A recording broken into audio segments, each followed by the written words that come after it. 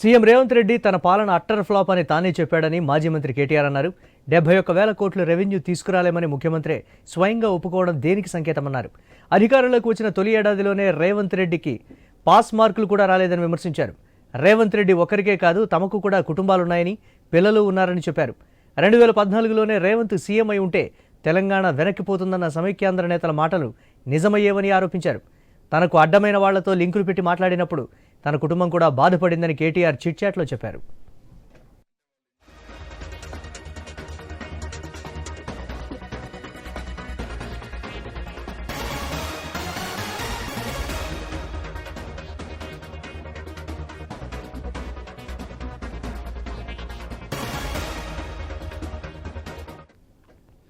ఢిల్లీలో రేవంత్ రెడ్డి దూకిన గోడలు, హైదరాబాదులో దాటిన రేఖలు, వాణిలు బయట పెట్టాలా అని ప్రశ్నించారు.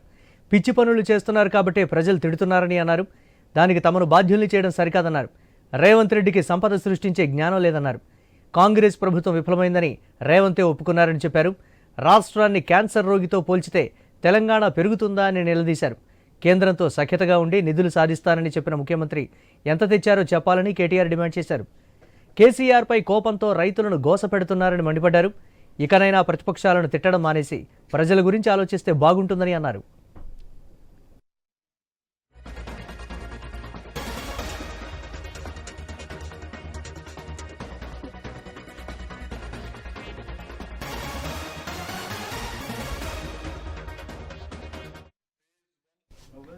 ఫార్ములా ఈ రేసింగ్ కేసును రేవంత్ రెడ్డి వదిలిపెట్టినా తాను వదలనని మాజీ మంత్రి కేటీఆర్ అన్నారు. తాము అధికారంలోకి వచ్చాక ఈ రేసింగ్ ఏకపక్ష రద్దుపై విచారణ జరుపుతామన్నారు.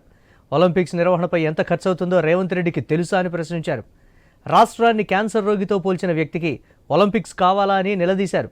అందాల పోటీలు పెట్టి రేవంత్ రెడ్డి ఏం సాధించాలనుకుంటున్నారో చెప్పాలని డిమాండ్ చేశారు. రైతులకు ఇవ్వడానికి లేని డబ్బులు అందాల పోటీలకు ఎక్కడవన్నారు.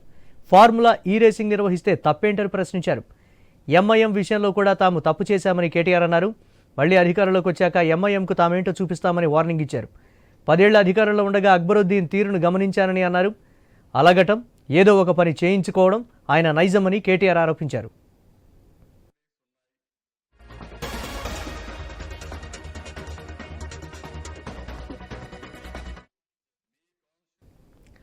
తెలంగాణ సర్కార్పై మాజీ మంత్రి కేటీఆర్ మరోసారి విరుచుకుపడ్డారు. వరుస ట్వీట్లతో సర్కార్పై దుమ్మెత్తిపోస్తున్నారు.